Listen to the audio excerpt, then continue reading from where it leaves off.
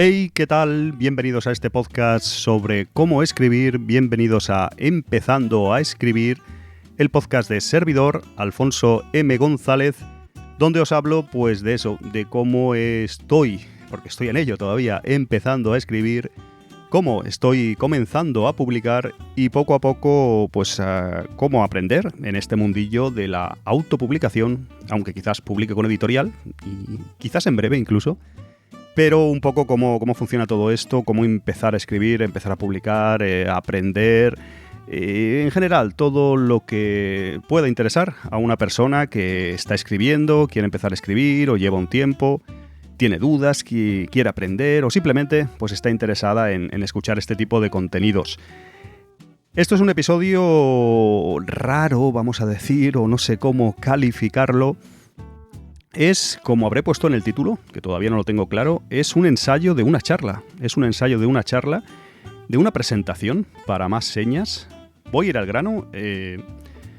Recordaréis que hice algún episodio aquí, en Empezando a Escribir, haciendo un ensayo de cómo iba a ser la presentación de mi primer libro, de Retro Gaming Tales, en la librería Gigamés, en la mítica librería de Barcelona.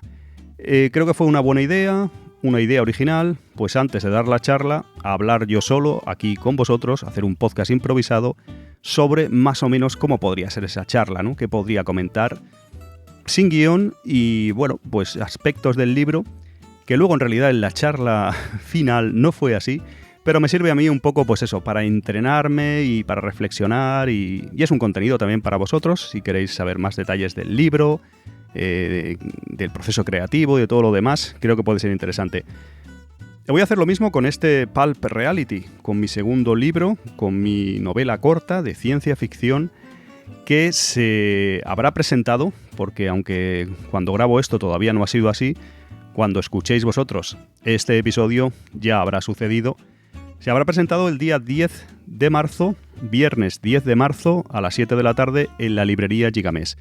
Pero estamos todavía lunes y yo estoy grabando este ensayo. Así que vamos a ello, lo voy a hacer igual que lo hice en la anterior ocasión, con Retro Gaming Tales. Creo que haré 2 episodios de una media hora cada uno para demostrarme a mí mismo, aunque creo que no lo necesito, pero bueno, nunca viene de más, que puedo hablar sobre mi libro, que puedo presentar Pulp Reality, ¿no? Puedo presentar Pulp Reality, mi libro, sin ningún problema y hablar pues cerca de media hora. Así que allá voy, espero que os guste este experimento y aprendáis más de Pulp Reality y el proceso creativo en general de cómo, en este caso el mío, de cómo escribir un libro, en esta ocasión una novela corta de ciencia ficción.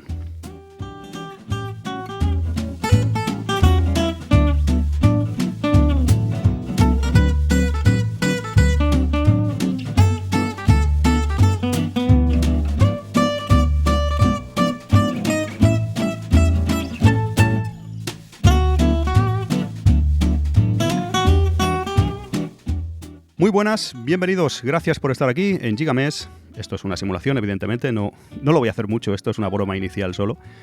Bienvenidos, gracias por asistir a la presentación de este libro, de este librito, este libro muy pequeño, este bolsilibro. Ahora os cuento más para quien no sepa de qué va el tema. Gracias por estar aquí y muchas gracias por acompañarme a mis 2 amigos que podéis ver aquí a mi lado. Uno de ellos es Javier Ruiz Caldera. No está ahora mismo evidentemente Javi, pero bueno, yo más o menos lo presentaría y tal. Y el director de cine español, Javier Ruiz Caldera, muy conocido por películas como por ejemplo Super López o Anacleto.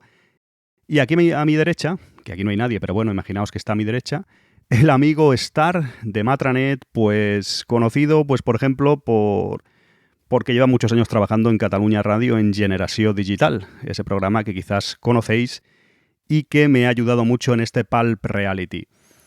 Voy a hablar de Pulp Reality y voy a presentaros este libro que estáis viendo por aquí, aunque esto es podcast y no lo veis. Y os voy a comentar un poco para empezar, creo que algunos lo sabéis, pero otras personas que estáis aquí o que lo veis en streaming no estáis al tanto. Podéis llegar a pensar por qué esto es tan pequeño y por qué este libro que nos dices, Alfonso, este Pulp Reality, es así tan pequeñito, tan finito, tan poca cosa. Parece incluso viejo, antiguo, ¿verdad? Puede parecer. Esto, amigos, es un bolsilibro. Esto es un bolsilibro, es un libro convencional. ¿Por qué bolsilibro? Brevemente, porque, en este caso lo he explicado en otros episodios, en la charla no será así. Brevemente, porque cogen el bolsillo, como su nombre indica. Estas publicaciones, que más o menos solían medir 10 centímetros por 15, como veis, y solían tener unas 100 páginas, fueron muy populares aquí en España. Aquí en la sala, en esta presentación, hay personas, yo creo, como yo, que ya tienen unos cuantos años. Entonces seguramente recordarán estos libros de sus padres, de sus tíos, de sus abuelos incluso, que eran populares en este país, en España. Se veían también en los kioscos. Si ibais a un kiosco de pequeños, pues a lo que fuera, a comprar chucherías de la época, esas cosas de azúcar tan malignas, ¿no? O ibais a comprar, ¿qué digo yo?, cómics o cualquier cosa, pues es posible que os toparais con los bolsilibros, con esas novelas de Aduro, que también se llamaron durante una época, y bueno, básicamente eran unas publicaciones de... Si os digo Editorial Bruguera, seguramente sea lo que más os suene, muy conocida por cómics como Mortadelo y Filemón, Zip y Zape, y un montón más de publicaciones que tuvo durante muchos años.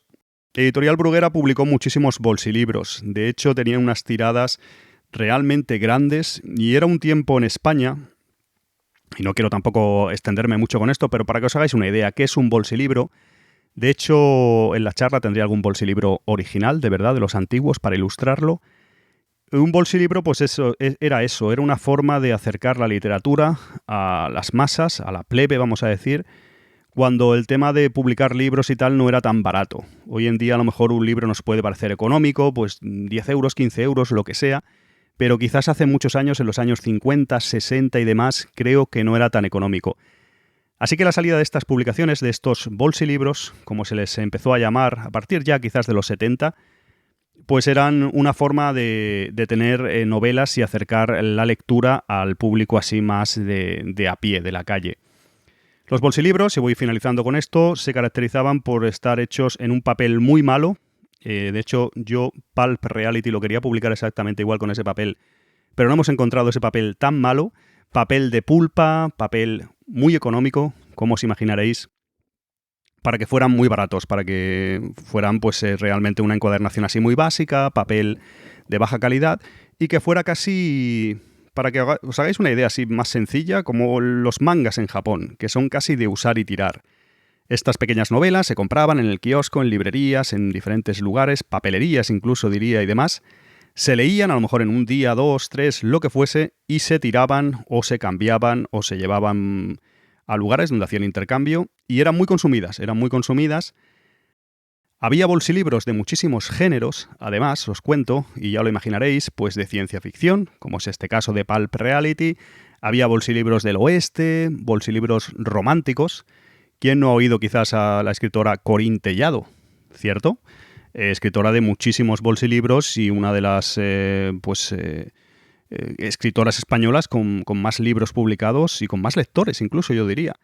En general, eran otros tiempos, los bolsilibros estuvieron en España, yo diría, desde los 60 hasta más o menos los 80 con considerable éxito y aguantaron hasta el año más o menos 2000, ya como de capa caída, ¿no? A partir del año 80 con la caída de Bruguera todo se vino abajo, pero muchas personas les tienen cariño y empezaron a interesar en la lectura a mucha gente en este país y le enseñaron a leer, al hábito de leer a muchas personas. Además, era literatura hecha muy rápida por los autores, escrita en poco tiempo, y eso daba lugar a muchísimas tramas, una gran producción. Se tenían que escribir bolsilibros, pues un montón, no paraban. Así que los bolsilibros creo que es interesante y es una parte de nuestra cultura, al menos de nuestra cultura popular, que está un poco olvidada y sepultada, me atrevo a decir, y estos escritores estaban muy mal considerados durante mucho tiempo. ¿Y por qué bolsilibros hoy en día? ¿Por qué volver ahora y por qué yo me da por escribir un bolsilibro después de tantos años?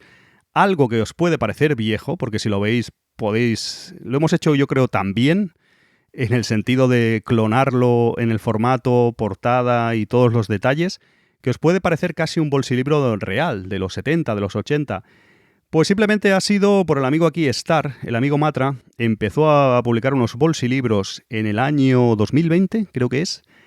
Unos bolsilibros que se llamaban Jim Davis. Aquí tengo alguno, esto no lo veis en el podcast, pero bueno, lo enseñaré. Jim Davis es un personaje que le dio por crear que era una suerte de... Una suerte no, era un periodista que iba por el mundo y tal, y viviendo aventuras y demás.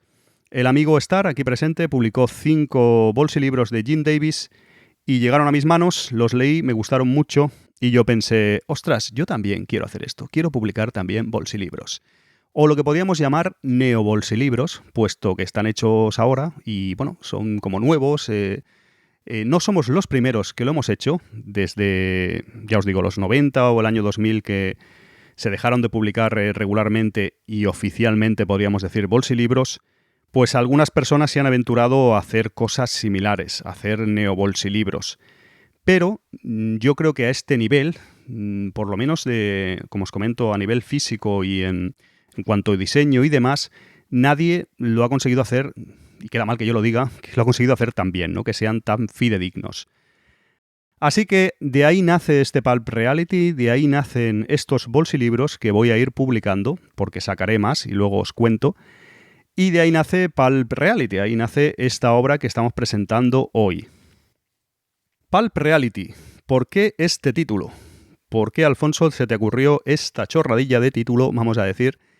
Pues como ya estaréis imaginando, Pulp Reality, o Pulp Reality, o como se diga, porque un pequeño inciso, yo pensaba que Pulp Reality se pronunciaba así, Pulp, ¿no? O como sea, ¿no? O como con A, para que me entendáis.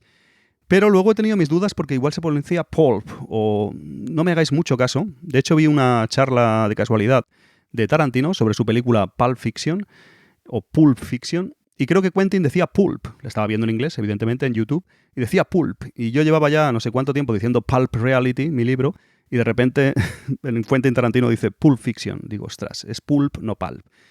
Tanto da, ahí voy al grano, o Pulp, o Pulp, o como diablo sea. ¿Por qué elegí este título? Evidentemente es un juego de palabras. Es un juego de palabras con la película Pulp Fiction o Pulp Fiction. Bueno, pues se os puede hacer hasta cierto punto gracia. No sé si a alguien le hará gracia, pero se buscaba. Y también, como estaréis sospechando tal vez, pues dentro del libro la trama, lo que sucede, tiene que ver con una realidad pulp o de pulpa o de temática pulp. O sea, es como mata dos pájaros de un tiro. Es un juego de palabras sobre la película Pulp Fiction y lo que sucede en esta novela corta de ciencia ficción tiene que ver con este título. O sea, cuando lo leáis entenderéis que tiene sentido. Sí que no me fijé, y un pequeño apunto que os hago, no sé si lo saben aquí mis dos compañeros, que ya existe Pulp Reality, se ha usado algunas veces. De hecho, cuando elegís el título de un libro, pues sabéis que se suelen hacer diferentes búsquedas y que uno más o menos se asegura, que no esté cogido ya, que sea un título que esté libre, ¿no? También para SEO y diferentes aspectos de posicionamiento y demás, pues es bueno que sea un título original y que sea inequívoco, ¿no? Que si alguien busca o no haya confusiones. Pues Pulp Reality, pues existe ya como un magazine, creo, americano, creo que es de Estados Unidos, donde publican diferentes relatos y hacen un poco un revival de este pulp, de este neopulp. No son bolsilibros en ese caso, pero sí que le pusieron ese nombre, Pulp Reality. Yo lo vi y pensé en cambiarle el título, porque ya tenía la novela casi escrita, o esta pequeña novela casi escrita. Lo pensé, ostras, le cambio el título, pero me gustaba mucho ya el juego de palabras de Pulp Reality, lo que sucede en la novela con la tontería de Pulp Fiction, la popular película de Tarantino. Así que finalmente lo dejé. Sí que consideré, como curiosidad os digo, llamarlo Pulp Realness, que realness es algo parecido a reality en inglés, o eso me puede aquí asegurar alguien que sepa más inglés que yo. Pero finalmente lo dejé así. Así que lo del título, un poco explicado el porqué y que ya está cogido. Si buscáis en internet Pulp Reality vais a encontrar esa publicación, aparte de mi libro. Y también, curiosamente, hay una tienda de cómics, creo que es en Inglaterra en este caso, que se llama también así, se llama Pulp Reality. A lo que quiero llegar es que no soy el primer lumbreras que se le ha ocurrido este juego de palabras. ¿De dónde sale esta novela corta, este bolsilibro que escribí, el número 1, aunque no fue el primero que escribí, ahora os contaré también si da tiempo? ¿De dónde sale? ¿Por qué se me ocurrió esto? Y os cuento un poco porque os servirá de carta de presentación de qué va este Pulp Reality, este libro. Esto surgió, yo estaba escribiendo otro bolsilibro, porque aunque este se publique como el número 1, realmente fue, creo, el tercero que escribí. No tiene importancia, pero bueno, yo estaba escribiendo otro bolsilibro y yo normalmente estos bolsilibros, y esto va a quedar mal que lo diga, los escribo en una semana. Los escribo en una semana porque... ¿Por qué, Alfonso? Os preguntaréis quizás, ¿por qué estás así de loco? Pues los escribo en una semana para emular un poco, para homenajear también a los autores de los bolsilibros originales. Estas personas, estos autores, escribían con seudónimo, obligados por la propia editorial en la gran mayoría de los casos, y pues lo tenían que hacer a toda pastilla. Lo tenían que hacer realmente, pues eran obreros de la palabra casi, obreros de la máquina de escribir, y en ocasiones algunos tenían que, entregar una novela cada semana y en algunos casos más. Así que, bueno, yo podía haber tardado 3 meses, 6 meses, un año en escribir esto, pero pensé, voy a tratar de hacerlo como lo hacían los autores originales, escribirlos en una semana. En una semana. Es cierto que luego este libro pues, ha tenido correcciones, todo el tema de la maquetación, lo hemos repasado una y otra vez, y realmente, evidentemente, he estado trabajando en él más de una semana. Pero la escritura en sí, del primer manuscrito, es en una semana, lo hice en 7 días. Pues como os decía, la premisa de este Pulp Reality fue así, yo llevaba 3 o 4 días escribiendo otro bolsilibro, no este, que saldrá como el número 2, ya lo veréis. Pero yo estaba escribiendo otro bolsilibro y llevaba esos días muy centrado en eso. Esa semana me aíslo bastante en lo que estoy escribiendo. Pues escribo bastantes horas al día, estoy muy metido en lo que estoy haciendo, cuando no estoy pensando en lo que escribiré el día siguiente, doy un paseo, voy a comprar, hacer mis cosas.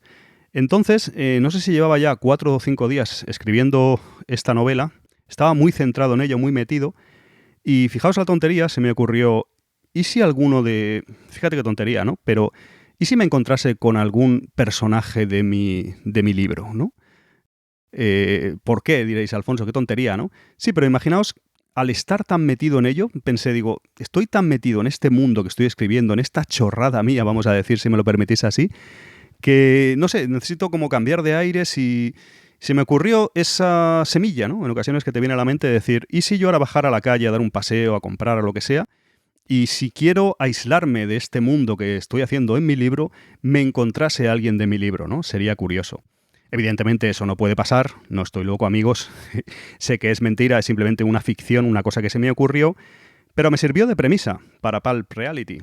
Y os estoy un poco haciendo un spoiler de qué va este libro. Este libro va, o al menos la premisa inicial, no os preocupéis porque esto pasa en las primeras 5 páginas, 6 páginas, es un autor, está escribiendo y se encuentra a un personaje de esa novela que está escribiendo en el mundo real. Se queda sorprendido y dice, hombre, pero ¿cómo es esto posible? ¿Qué ha pasado aquí?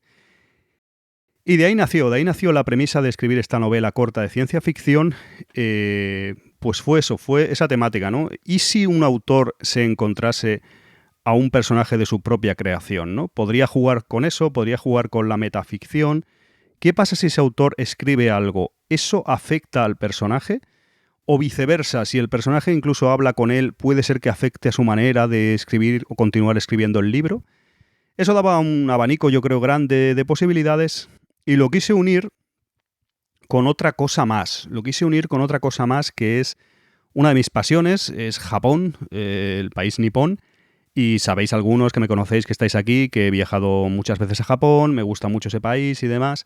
Y entonces pensé, bueno, la idea inicial, la premisa es esa que os he dicho, un autor que se encuentra a un personaje de su propia creación, un escritor, para más señas, y pensé, bueno, puedo ambientarlo en Japón.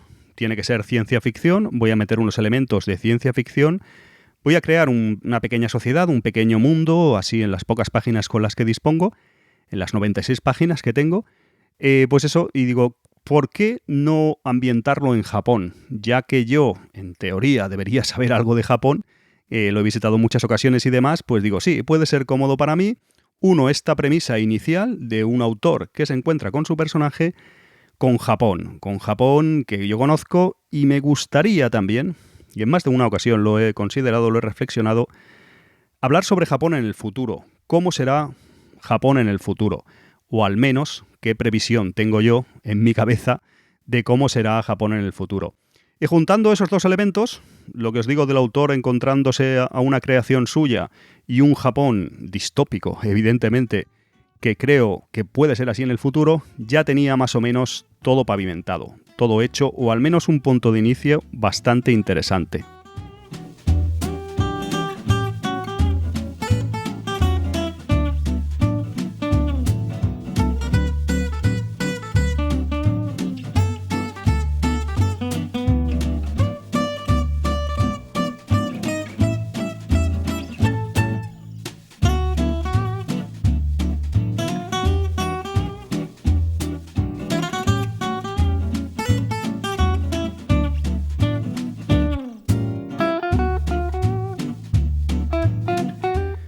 Ya que tengo aquí a Javi, ahora no lo tengo pero lo tendré en la charla real, sí que es cierto que, por ejemplo, en el mundo del cine o en la literatura también, evidentemente esto de que un autor se encuentre un personaje no es algo completamente original mío. No me quiero yo aquí arrogar el mérito de decir, mira, se me ha ocurrido esto, que a nadie se le ha ocurrido. Sí que es cierto que esto ha pasado en diferentes ficciones, en diferentes novelas, relatos, películas, series, en diferentes medios. No sé si os acordaréis de alguno, pero yo estoy pensando, por ejemplo, a mí me gusta mucho Alan Moore, como algunos también ya sabéis, y por ejemplo recuerdo leyendo una entrevista hace años de este loco inglés, este loco autor inglés, loco para bien, recuerdo que mencionó que una vez se encontró un personaje suyo. Si no recuerdo mal, decía que se había encontrado en un bar a John Constantine, un personaje que se hizo una película de Hollywood y todo, igual lo recordaréis, con Keanu Reeves. Un personaje que cuando estaba trabajando en DC Comics, en Swamp Thing, creó hace muchos años, y dijo, lo decía en serio en una entrevista, que se lo había encontrado un día, como dando a entender que la ficción, o la realidad, mejor dicho, puede superar a la ficción. Es cierto que Alan Moore, puede estar jugando con nosotros, puede ser verdad, no, hasta qué punto ese sería John Constantine, pero no es el único caso. Ha habido varios casos donde, de hecho he investigado yo un poco más sobre esto en el mundo real, o al menos en nuestro mundo real, donde autores se han encontrado con personajes o algo parecido. Descubrí no hace mucho que un escritor que se llama Héctor Abad Faciolince, creo que lo estoy diciendo bien, es un escritor colombiano, le pasó algo similar. De hecho, esto sí que está más documentado, creo, porque fue una persona que contactó con él diciendo que él era prácticamente clavado a un personaje que había descrito en su libro. Evidentemente no se conocían y fue bastante curioso. Es un libro que se llama Trash, creo que se llama Basura, publicado aquí en España, y tengo que investigar más, tengo bastante curiosidad. Esto ha sucedido tanto en la ficción como en la ficción / realidad, con estas experiencias que os cuento. Por ejemplo, me viene a la cabeza mi amado Philip K. Dick también. Sabéis que me gusta mucho, o algunos sabéis que me gusta mucho el escritor americano Philip K. Dick, muy conocido, por ejemplo, por crear Blade Runner, o el libro en el que se basó la película Blade Runner. Pues él también, en un libro suyo, que se llama El hombre en el castillo, había un momento del libro donde un personaje iba hacia un escritor y le decía eso, le decía que el mundo que él estaba escribiendo era real y que ella podía dar fe, en este caso era una chica. Lo que quiero ir a la conclusión que quiero llegar es que es algo que se ha hecho, que en la realidad puede haber cosas similares incluso, y en la ficción vamos a tener muchos ejemplos. Ahora continúo desarrollando esto, pero se me ha olvidado decir, y lo meto aquí ahora, que, claro, estoy escribiendo como Alan Dick Jr., como habréis visto. Bueno, creo que yo también lo doy por hecho, pero igual alguno de vosotros os pilla un poco despistados o pensáis, ¿esto qué es? ¿Por qué no pones Alfonso Martínez o Alfonso M. González, como has firmado el otro libro? Pues por hacer un homenaje más también a los bolsilibros, escribir con seudónimo. Es algo que he considerado conveniente. Evidentemente, Alan Dick Jr. soy yo, pero para que quedase mejor y tal como eran los bolsilibros originales, pues hemos considerado escribir con seudónimo. En este caso yo he tomado esa decisión. En su día, los bolsilibros en los 70, 60, 80 y demás, los autores, si un hombre se llamaba Juan Pérez, como un ejemplo que me invento, pues la editorial ponía John Boston, o yo qué sé, o un nombre americano o anglosajón, que diera así un poco un caché más allá al libro, ¿no? Y de hecho las personas que compraban los bolsilibros originales en su día no sabían que esos autores, ese Silver Kane, por ejemplo, o ese Curtis Garland, por citar a dos muy famosos, muy conocidos, eran pues en realidad Juan Gallardo y Francisco González Ledesma, en este caso. Quiero decir que el tema de los seudónimos era muy interesante y eran escritores que además que iban de culo y tenían que escribir muchísimos libros, no parar, además lo hacían un poco pues en la soledad y en el anonimato, porque estaban ahí, nadie sabía en esa época en realidad, o al menos el público, sus lectores, quiénes eran. Pensaban que era en ocasiones ese nombre americano o inglés o lo que fuera que veían en el seudónimo. Una cosa bastante curiosa. Así que yo, bueno, Alan Dick Jr. es el seudónimo que voy a usar. Mucha gente sabéis, o prácticamente todo el mundo va a saber que soy yo. Pero bueno, pensamos que sería conveniente hacer este homenaje. Además, por lo que os acabo de contar, y como ya me conocéis algunos, pues ya os imaginaréis que Alan es por Alan Moore y Dick es por Philip K. Dick. Y lo de Junior, esto no lo he explicado nunca, creo. Lo de Junior es porque me considero evidentemente un aprendiz, un junior, una persona pequeña al lado de estos dos monstruos, al menos para mí, de estos dos maestros. Y sigo con lo que iba, que me he hecho este pequeño... He realizado esta pequeña, pues bueno, este pequeño inciso hablando del seudónimo.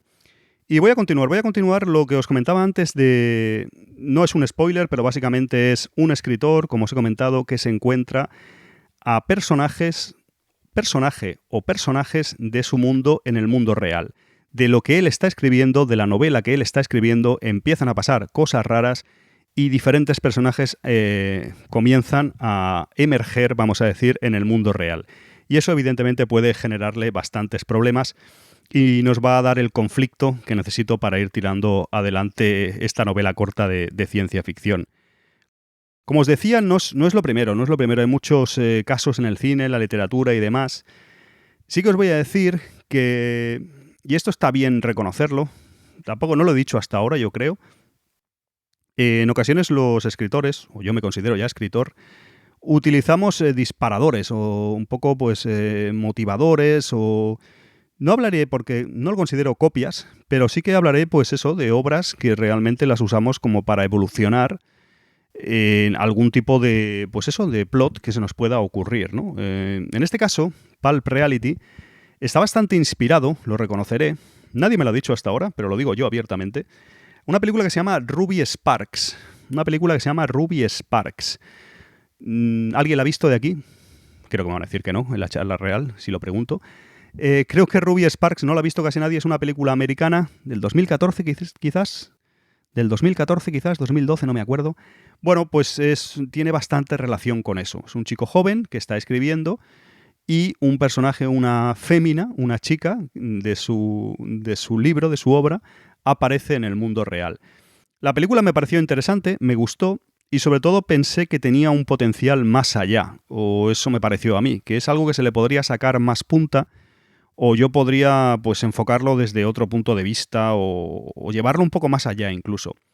Eso, mezclado con Japón, Ruby Sparks y otras películas o libros incluso, os hablaré por ejemplo, no lo había pensado y no sé quién me lo dijo el otro día, que se lo había leído ya este Pulp Reality, y me decía, Alfonso, tiene ciertos toques a Misery de Stephen King, algunos lo conoceréis quizás por la película, y es verdad, yo no había pensado en esto. A veces pasa como autores o lo que sea, que tenemos referencias o tenemos influencias, mejor dicho, de las que no somos conscientes, o al menos en ese momento no somos conscientes. Y es verdad que Pulp Reality tiene algo de Misery de Stephen King. De hecho, en el libro, os digo más, y no sé si recordaréis la película o el propio libro de Stephen King, Misery, había extractos, había momentos de la novela donde leíamos la novela de Misery. No sé si os lo acordaréis. Pues aquí en este bolsilibro mío pasa algo similar. Hay momentos donde leemos la novela que está escribiendo este autor, este que veis aquí en la portada. Así que, como os digo, hay muchas influencias. Yo la de Misery no la había considerado. Ruby Sparks. Estoy pensando, hay una película, no sé de qué año es porque tengo muy mala memoria, que se llama Stranger Than Fiction, más extraño que la ficción, no sé cómo lo tradujeron aquí. Stranger Than Fiction, que el protagonista, si no lo digo yo mal, es Mel Ferrer, y también iba de algo similar. Os digo más. Poco después de escribir este Pulp Reality, un mes después o algo así, me leí una novela corta también del autor de Juego de Tronos, de George R. Martin, que se llama Retratos de nuestros hijos o de vuestros hijos, que se parece mucho a este Pulp Reality.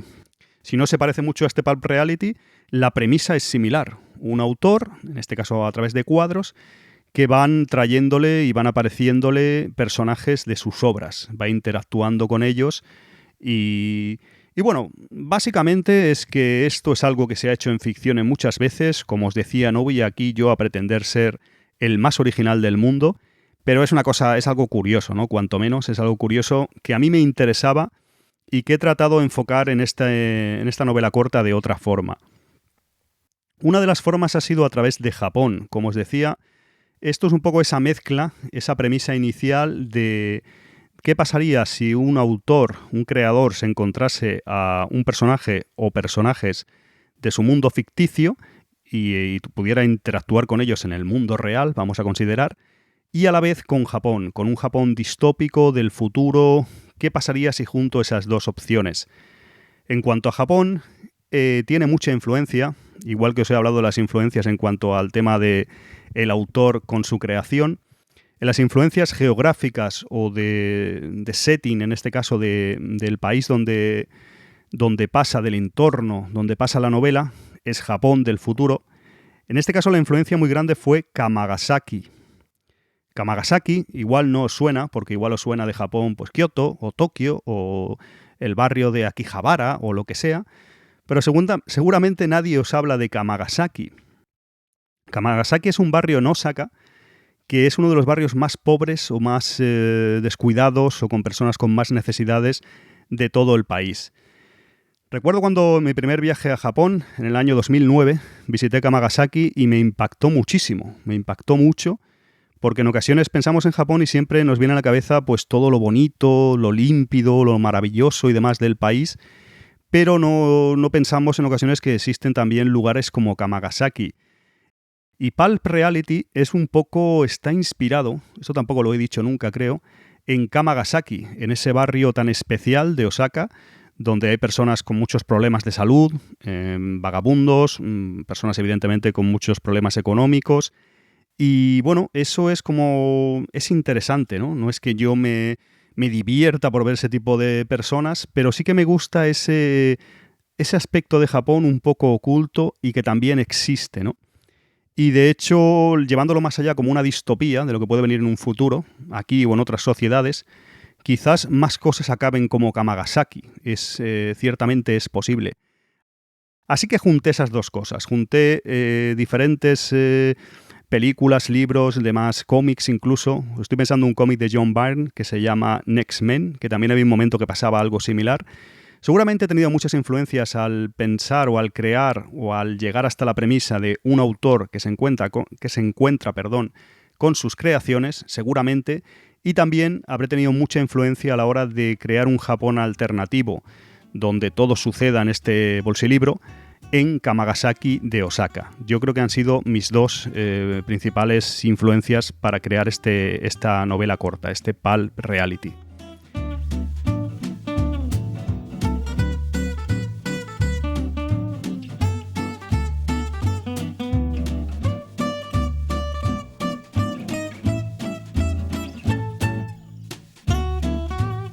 Y lo voy a dejar aquí porque llevo algo más de media hora y he dicho que lo haré en dos partes. Me queda otra media hora más que hablar sobre mi libro y hacer este ensayo de la presentación. Espero que os haya gustado, que me dejéis comentarios y corto ya porque voy a grabar, si me da tiempo, la segunda parte. Un abrazo y muchas gracias.